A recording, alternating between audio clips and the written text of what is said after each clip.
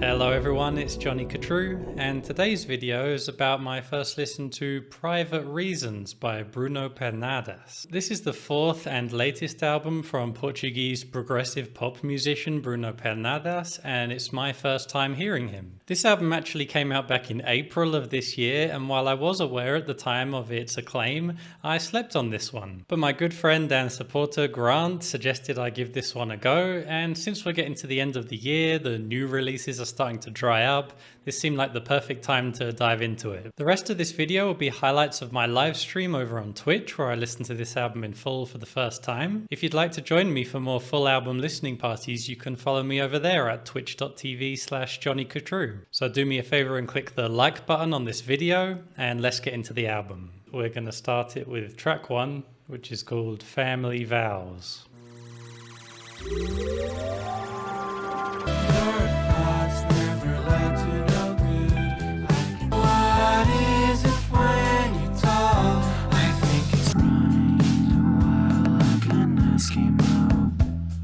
I like this mood change.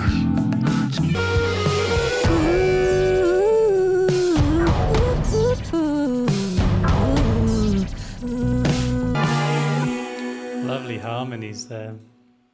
Well, that was a very compelling opening track. It makes a good case for the album. I was thinking that there's a little bit of like 60s revivalism in the songwriting style, which is a hit or miss thing for me. For example, I'm not much of a fan of Tame Impala, and I was a little bit afraid when this started that it was going to go down that road. But what really made that first track for me was all the twists and turns it took us on. Besides the fact that the production just sounds fantastic, I thought Bruno Pernadas' voice is really pleasant and easy to listen to. But yeah, it was the changes and the way that he took us into those different atmospheres. But yeah, this is off to a really good start. I really enjoyed that first track. I don't know if the melodies were the strongest in the world, but there was just so much going on around it. The harmonies and the production style, and also the singing and the performances were really satisfying. All right, on to track 2. It's called La Feta Uti.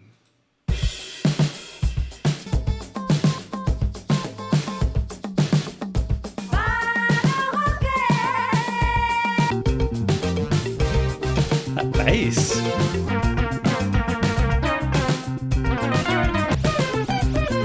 Sounds ludicrous in a good way. God, I just love how hard-hitting and yet dreamy it is. They're all backwards, aren't they? All the vocals.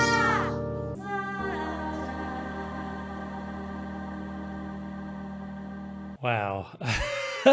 What a trip. It was quite beguiling. I think every element I heard in the song I adored. It's crazy how different that was to the first track. Makes me feel like we're in for quite a diverse journey. The track just introduces so many different ideas and layers them over each other in a way that I don't think I've heard before. And in that way it does feel very progressive, and I love it for that. That's wonderful. That's what I always want to hear in this kind of music. On to track 3. It's called Fuzzy Soul.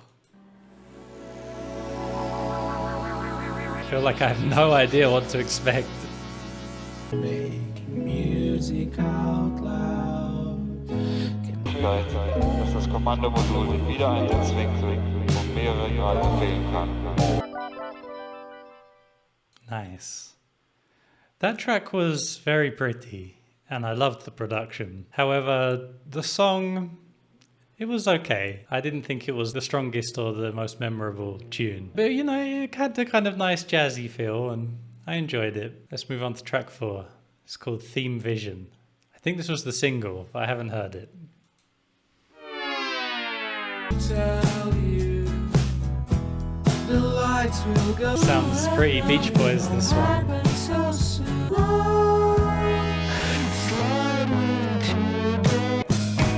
Will she get along with you? I may not want you. What a time to. Love those space age synthesizers.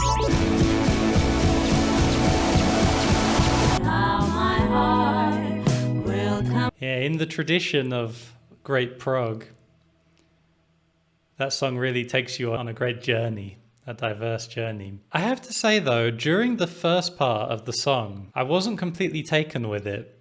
The actual tune, this has been something that's been hanging over me a little since the very beginning of the album, that I'm enjoying the sounds completely, everything about it, but the actual writing is not completely doing it for me. It all sounds really nice and often quite sophisticated.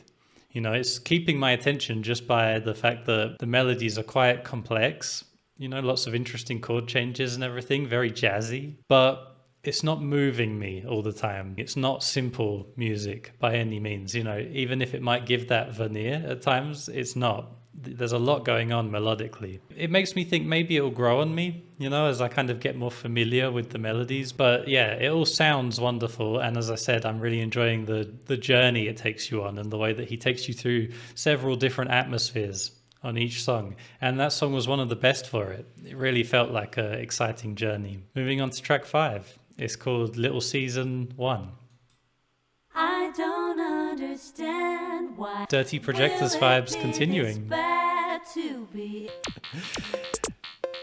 You really never know what he's gonna do next, do you? finding mellow right by the cello. Take me where I Oh wow. Gorgeous. God, those strings sound so nice. Every black-filled season came by my Nice little house melody there. today.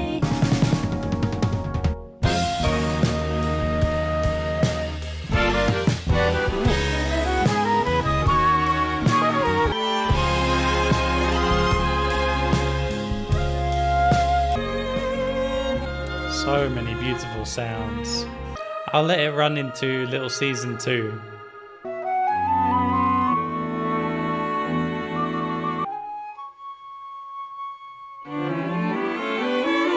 Beautiful.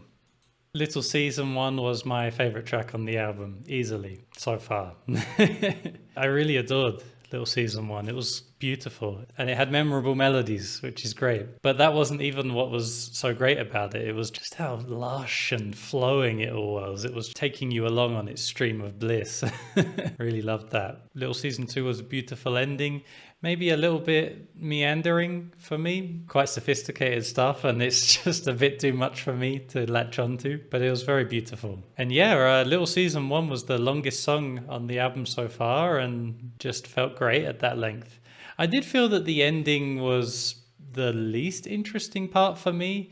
Like it was going for this kind of looping, I guess dubby kind of feeling, which is what you were saying. It sounds like, reminds you of 𝐼shman's Joel. It started to lose me a little bit there just because like the bass line wasn't interesting enough. But the bulk of the song was fantastic. And I loved all the different sounds and instrumentation that was being used and just influences from so many places. He seems to be very deft at combining a lot of different ideas and styles in ways that they haven't been combined. Well, I was going to say haven't been combined before, but not often. He definitely has a very original approach to writing, and then put on top of that all the fascinating production. It's a great combination. Okay, next is track 7, and it's called, well, I have no idea how to pronounce this. Recife?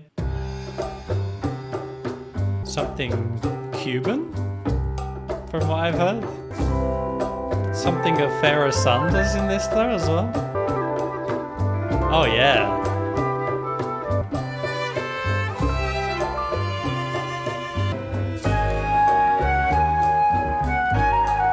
I wasn't expecting this album to be so orchestral.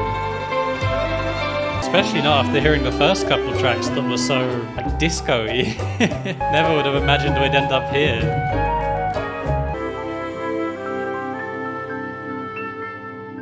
Very unexpected with the 𝐵𝐴 Sanders spiritual jazz kind of influences across that track. But yeah, I think looking back, the thing that's most surprising about that song is the fact that it just kind of sets up this mood and explores it. Unlike the rest of the album that's been very much jumping from idea to idea, that's kind of what's categorized it so far. This kind of progressive songwriting, very innovative structures and movements into different atmospheres and ideas. Yeah, it does stand out on the album, but we'll have to see where he goes from here to see how it fits into the puzzle. The next track is called Jury 1, so I'll let it play into Jury 2 as well.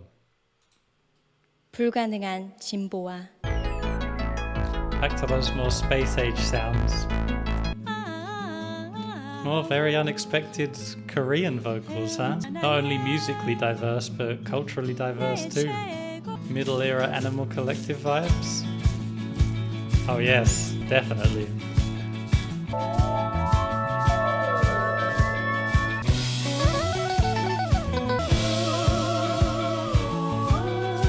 This is so gentle on the ears, this one.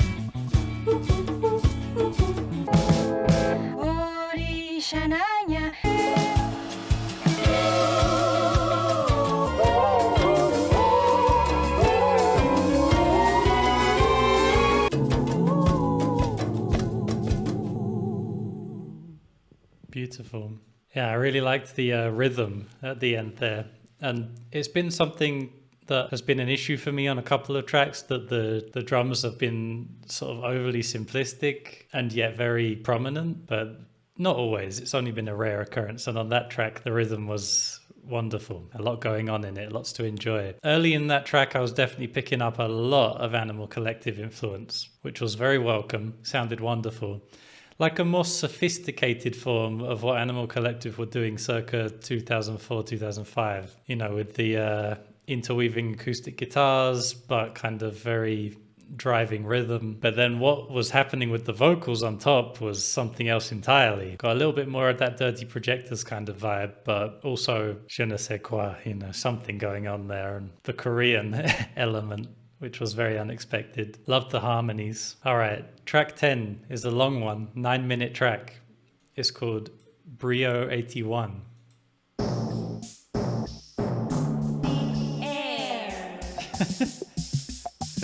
Launches drew back to 6-foot long flaming arrows. I'm shooting off for no reason. Oh, that's cool. For no reason. Kind of Beck influenced in the vocals, maybe?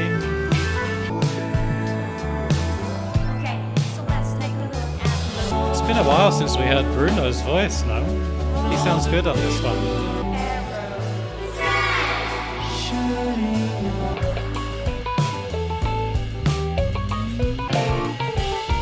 Oh yeah. Oh, that's sick.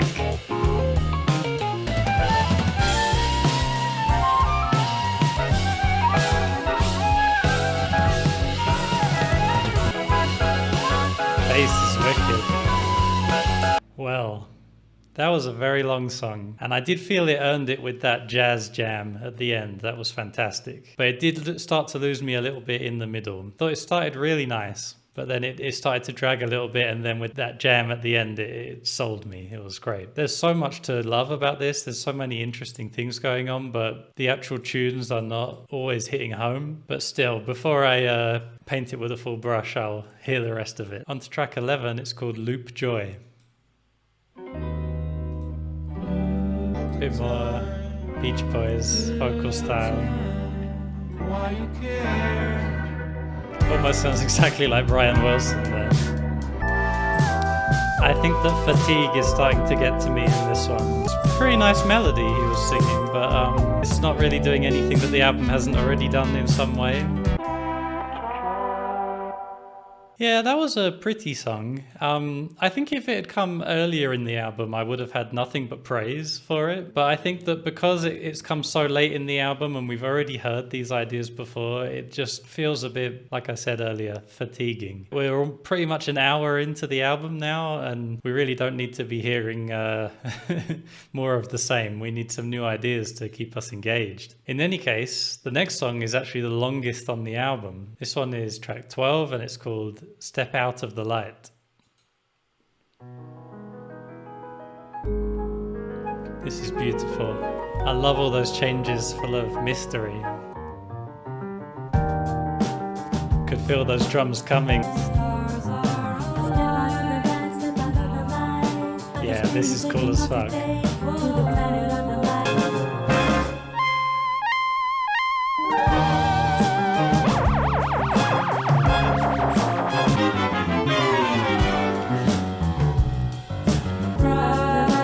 This is one of the best bits of songwriting on the album, easily. Yeah!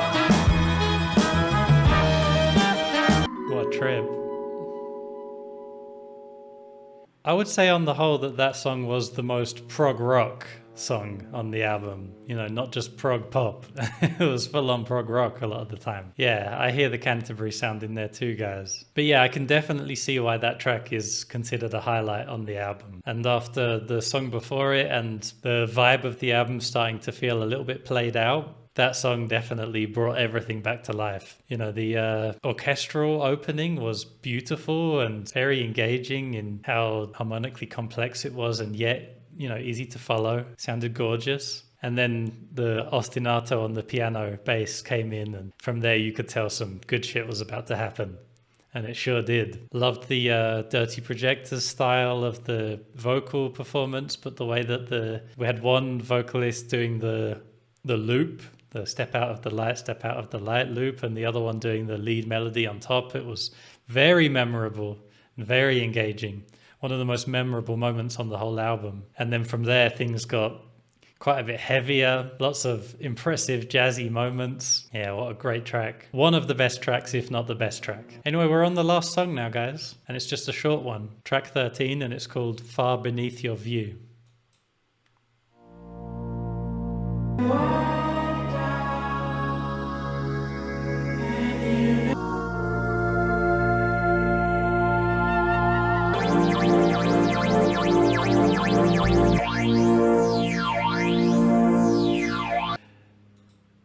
Yeah, that was really nice ending and very appropriate after the very high energy ending of the penultimate track. Not particularly memorable tune, I have to say, but really pretty, and I like that it ended with more synthesizer theatrics, which has been a nice hallmark of this album. But yeah, it does, that last track does carry with it the criticism I have of quite a bit of the album, which is that the melody just doesn't quite stick. Doesn't feel like it has enough purpose, perhaps. You know, I would say on the whole, my impression of Bruno Pernadas as an artist is that he's very ambitious, very talented. He also seems to be very skilled and perhaps very well educated in music. This is the impression I get. I'm open to be corrected.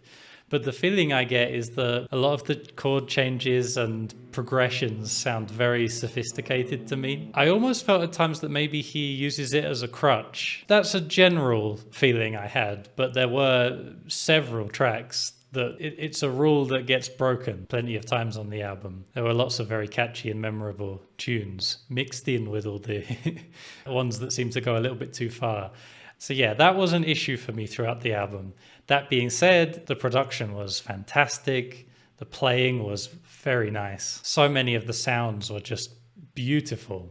I mean, like gorgeous to a level that I'm not sure I've heard that often before. And when we were making comparisons to things like Third Stream and Pharoah Sanders music, you know, we don't make those comparisons lightly. I mean, I don't. And it really sounded at that level of kind of spiritual beauty. And I loved that. Loved those moments. And yeah, just how what I noticed from the first track onward was just how willing Bruno is to experiment with song structure and just to throw ideas in. He would just suddenly change the production of a track completely and take you to a whole different place.